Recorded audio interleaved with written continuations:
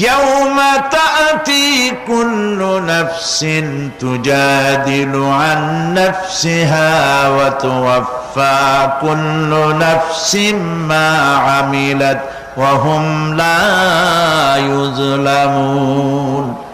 সেদিনের চিন্তা করো, যেদিন প্রত্যেক ব্যক্তি আত্মরক্ষার জন্য ছুটে বেড়াবে, ব্যস্ত হয়ে যাবে এবং প্রত্যেকের কর্মফল তাকে দেওয়া হবে, কোনোই কমতি করা হবে না, কারো প্রতি জুলুম করা হবে না। আল্লাহ পাক বলেন সেদিন জমিন তার সব রহস্য ফাঁস করে দিবে।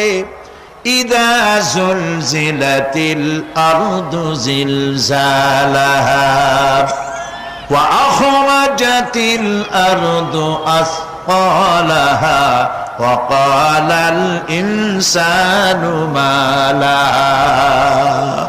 যখন পৃথিবী প্রবল ঝাঁকুনি দেওয়া হবে এই পৃথিবীকে, পৃথিবী তার ভেতরের সবকিছুকে উদ্গীরণ করে দেবে, আর মানুষ হয়রান হয়ে বলবে এগুলি কি হচ্ছে?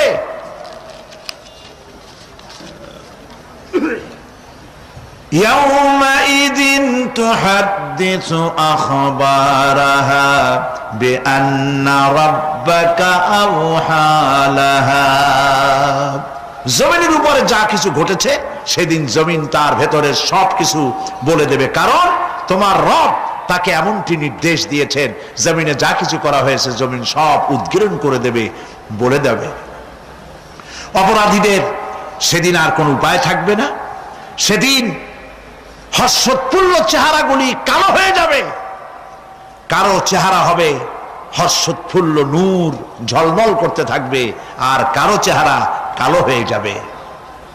وجوه يومئذ مسفرة ضاحكة مستبشرة ووجوه يومئذ عليها غبرة। আল্লাহ পাক বলেন কিয়ামতের দিন আমলনামা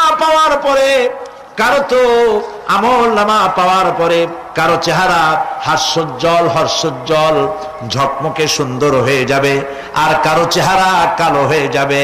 তারহাকুহা কাতারা উলাইকা হুমুল কাফারাতুল ফাজারা।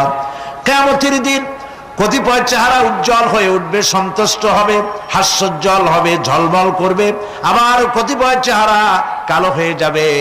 যাদের চেহারা কালো হবে তারা হলো কাফের, কাফেরদের চেহারাগুলি কালো হয়ে যাবে, আর মুমিনদের চেহারা আল্লাহ পাক উজ্জ্বল করে দেবেন। সুবহানাল্লাহ।